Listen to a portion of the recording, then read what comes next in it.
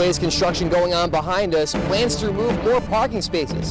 How many more of those spaces will be replaced? And Quinnipiac has continued to track COVID-19 across campus, the total amount of cases after the first week of testing.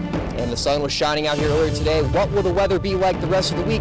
We have Clever Strikes with the latest forecast. All that and more coming up on the Q30 Newscast. Welcome to the first Q30 Newscast of the semester. I'm Eric Kerr.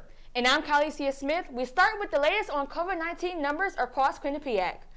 According to Student Health Services weekly surveillance, testing on non-vaccinated students from contact tracing and students obtaining symptoms, and also tests uploaded by students conducted off campus. As of yesterday, the total number of active and or positive cases currently definitely a great start to the semester. If you ever need to get tested, visit Student Health Services here on campus or go to an off-campus site of your choosing. After requiring the vaccine for all students, minus some medical and or religious exemptions, Quinnipiac states that they anticipate reaching close to 95% of the community being vaccinated, including full-time faculty, staff, and students. To continue the success in high vaccination rates and low positive cases, the university suggests that we continue observing the indoor mask policy and adhering by it, and as well as continue to review quarantine protocols and how they relate to your vaccination status so you are informed and prepared. Several construction projects took place over the summer and have continued into the start of school. Now, students are talking about one project in particular which plans to replace north lot parking spots with new tennis courts. Q30 executive producer Melanie Carreri has more. I am here at North Lot, where 145 of these spots will be replaced by tennis courts. Once the tennis courts are in place, students will have to find other parking spaces on campus. Parking is something that we need to also manage, and finding maybe a different location for those tennis courts might be the more appropriate route to take. Despite the university not willing to speak on the matter at this time, the Vice President for Facilities and Capital Planning, Sal Filardi, spoke to the Chronicle back in May regarding parking once the courts are relocated, stating, "There will be less parking in the north lot, but we don't really anticipate impact to anyone because we have more than enough parking across campus." Currently, the traffic continues to flow in all morning, afternoon, and evening. Students are even parking on the grass to ensure they make it to class on time. However, how long does it take for students to find a real parking spot? About 15 minutes. 25 minutes, 20 minutes. Right now, North Lot has a total of 666 parking spots. When the tennis courts are in place, North Lot will lose approximately 22% of its parking spaces, and Mount Carmel in total will lose approximately 9% of its spaces. SGA's commuter representative Helen Tran thinks the university needs to consider the feelings of commuter students. We also have to pay a parking fee, which makes no sense because with the tennis court there, it's not guaranteed that they will get parking spots. Despite the concerns from students, the university is still moving forward with the relocation of the courts. Melanie Carreri reporting for Q30 News. Quinnipiac students are back in Los Angeles this fall, and the program is under new leadership. Andres Novo takes the reins as the director of QU in LA. The award-winning film director from Spain is eager to get started. I'm super happy to be the new QU in LA director. It's always been a passion of mine to combine my industry experience and teaching. So I think this is a great opportunity for me, and hopefully, I'll be able to put my knowledge about the industry in favor of the students. And the program plans to host 2 more information sessions tomorrow at 5 and 9:15 p.m. right outside us at the Piazza to gain more students for the spring. This Saturday marks the 20th anniversary of 9/11, what Quinnipiac is doing to honor thousands who died that day. And we have more on the latest national news and also weather updates for the remainder of the week. Q30 News will be back in 90 seconds.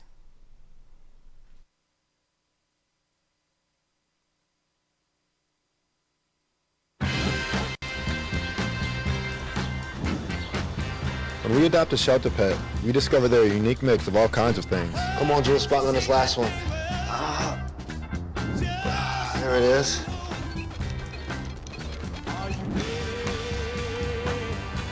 Keep going with it. Leo. They're a little bit of a lot of things, but they're all pure love.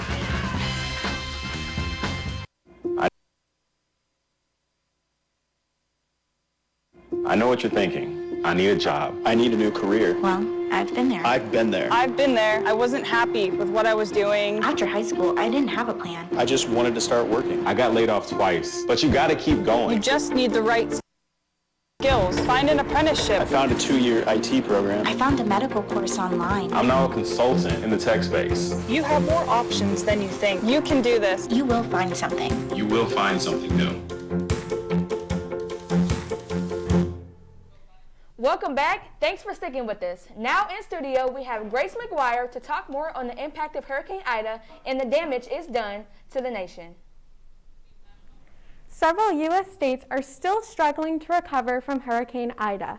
Reports say more than 400,000 homes and businesses are still out of power in Louisiana. And one of the energy services says it still may be another 3 weeks until power is restored. President Biden visited New York and New Jersey on Tuesday, where there had been devastating floods. After seeing the damage, Biden said, quote, "We have to take some bold action now to tackle the accelerating effects of climate change." Biden has set up financial aid to be given to Louisiana, New York, and New Jersey as they continue to recover and rebuild. Americans remain stuck in Afghanistan. According to Secretary of State Antony Blinken, no one is being held by the Taliban, though.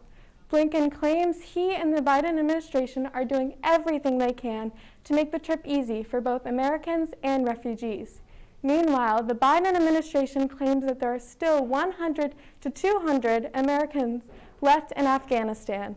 The administration recently asked Congress for more resettlement money for the Afghan refugees, and lawmakers are frustrated to give it based on how this issue has been mishandled. Currently, both refugees and Americans continue coming to the U.S., and 8 military bases inside the U.S. are temporarily housing the refugees. Richmond, Virginia is finally taking down a harsh reminder of the Civil War. The 12-ton statue of Confederate General Robert Lee has been planned to be removed for over a year now. Governor Northam originally announced his plan to take it down in June 2020 when protests reached a high during the Black Lives Matter movement. During that summer, the statue was painted on and defaced, but several residents sued, slowing down the removal process. Virginia's Supreme Court rejected the case last week, and removal is scheduled to happen in the next couple of days. That's all for National. Back to you guys at the desk. Thanks so much, Grace. Now, this Saturday, Quinnipiac will honor thousands of people who died after a 9/11 terrorist attack which happened nearly 20 years ago. Starting in the morning at 8:50 a.m., a flag will be raised at half-mast in front of the Student Center at the Mark Carmel campus, followed by the chiming of the bell tower. Quinnipiac's Jason Burke, the Director of Veteran and Military Affairs, was a pilot in the Navy at the time that day happened, and he says he saw one plane crash from the attack into Pennsylvania. He also reflected on how this day changed his view on his career. 3 other planes... I did a tour in Afghanistan on the ground. Trying to build, and had 9/11 not occurred, there's no way I would have been there commanding a provincial reconstruction team, trying to build roads and schools and the like, and working with State Department. So, I say that tour was horribly wonderful, that I got to work with wonderful people, both from our country, from other allied countries, as well as the Afghans were wonderful people. And 3 other planes crashed into America that day. 2 of those planes collided with the Twin Towers of the World Trade Center in New York, while other planes crashed into the Pentagon. Yeah, it certainly will be good for Quinnipiac to remember that. But we also have some good news this weekend. I think the weather's going to be pretty nice, right? Yeah, I see a little bit of rain, but I think there's going to be some sunshine at the end of the day. Let's hope so. We'll send it right to Clever Streich to see what's in store for the weather this weekend. Clever? Thank you so much, Eric. And indeed, it will be a nice weekend, but first we have a bit of rain. Let's take a look first at some of the temperatures around the state of Connecticut right now. We have 77 degrees in Hartford and New Haven, and in Torrington we have 74 degrees, Danbury at 76. So looking kind of nice right in the middle in terms of temperatures right there. And we'll head to our 7-day forecast now. Today, a high of 81. Very beautiful temperatures, but tomorrow be sure to pack an umbrella as there's going to be a rain shower in store. However, this days of beautiful sunshine, a bit of rain set for Monday, but Tuesday should be right back to the beautiful sunny weather. And speaking of right back, let's go right back to the desk. Now back to you, Eric and you, Kai. Well, that wraps up weather for the week. We have one last quick commercial break, but don't go anywhere because when we come back, we'll be joined by Ethan Logue to talk some politics. Stay tuned. Be back in 30 seconds. Maybe you can make retirement happen. After all, you made home ownership happen. Homeschooling yourself on loans, beefing up your credit score. So I'm pre-approved. You were like, yes! Sorry. Color coding listings, ticking boxes, and flushing every toilet in a 20-mile radius. Home sweet home. You aced house hunting. Now get the tips you need to get on track at aceyourretirement.org. Welcome back to the Q30 Newscast. The esports arena is set to open in October, not only for esports club members, but also for students. And the Quinnipiac Recreational Campus Life Director, Mike Medina, says he's excited for it to be opened back up in the Rocky Top Student Center. Having a dedicated space for gaming with, top of the line PC units and having a place where students can congregate and play games, it will draw them out of the residence halls, which is typically where most gaming takes place right now. So there's going to be a community feel. You're going to be able to meet other people who play a game and title at the university.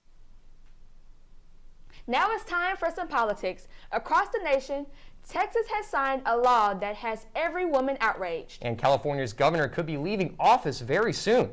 Ethan Logue has more on the top political stories. Ethan? Thanks, guys. A recall election for current California Governor Gavin Newsom will take place on September 14th. Governor Newsom is up for recall in large part to his response to the COVID-19 pandemic. Newsom was also photographed eating at an indoor restaurant back in November with lobbyists while he and state government were advising Californians to wear masks and follow social distance guidelines, which obviously led to statewide outrage. The election will present voters with two questions. The first question is whether or not voters believe Governor Newsom should be recalled from office. The second being who should succeed Newsom if he is to be replaced. United States Attorney General Merrick Garland said Monday that the Department of Justice is, quote, urgently exploring ways to challenge Texas's strict new abortion laws. Garland's statement comes days after the U.S. Supreme Court denied Texas abortion providers an emergency injunction against a new law banning abortions after fetal cardiac activity can be detected, which can occur as early as 6 weeks into a pregnancy, when many do not know they are pregnant. The Supreme Court stated it was not a ruling on the constitutionality of the law, but was refusing to block it at this point. And finally, former President Donald Trump will be holding a rally next month at the Iowa State Fairgrounds. The rally will be held on October 9th and will be the former president's first trip back to the first-in-the-nation caucus state since the 2020 election. Trump's return to Iowa is leading many people to speculate whether or not he will announce that he will be running for president in the 2024 election. His potential Republican opposition are not waiting for Trump's announcement, as many possible Republican candidates have already begun visiting and fundraising in Iowa. That's the latest in politics. Back to you guys at the desk. Thanks so much, Ethan. And Kai, I got to ask you ever been on a boat before? No, I have not, Eric. Unfortunately, I'm that person that equates all boats with Titanic, so I steer clear. Well, that's unfortunate for you, but you should definitely try to at least take this trip on a famous ferry to the east of Handon. Q30's Luca Trian has more on the list landmark in Chester. This ferry may seem like an ordinary boat doing its ordinary job, but as with all things in Connecticut, there is more behind it than you might think. Even here at Quinnipiac, the magic of Connecticut is already on full display. However, you don't have to travel far to see more of what this state has to offer. You don't have to go farther than to ride the Chester Hadlime Ferry, a ferry service running across the Connecticut River between the towns of Chester and Hadlime. Many people might hitch a ride on the boat to visit local landmarks, including the nearby Gillette Castle up on the cliffside. The real treasure, though, is the history of the ferry itself and how far the service stretches back. In fact, the actual ferry service started even before the founding of the United States. It all began in 1769, when a local Connecticut man, Jonathan Warner, started operating a ferry between the land he owned on both sides of the river. It was even used to help transport supplies during the Revolutionary War. However, Robert Maselli, historian at the Chester Historical Society, says the quaint wonder that is the Chester Hadlime Ferry has continued to be a big part in Chester history since the beginning. It's a fun adventure, and it's in a historic part of town. There were a lot of a lot of pieces of Chester history involved with the ferry itself, including the people that initially started it. If you're ever headed up that way, be sure to board the Chester Hadline Ferry and experience a piece of Connecticut almost as it was over 250 years ago. For Q30 News, I'm Luke Triant.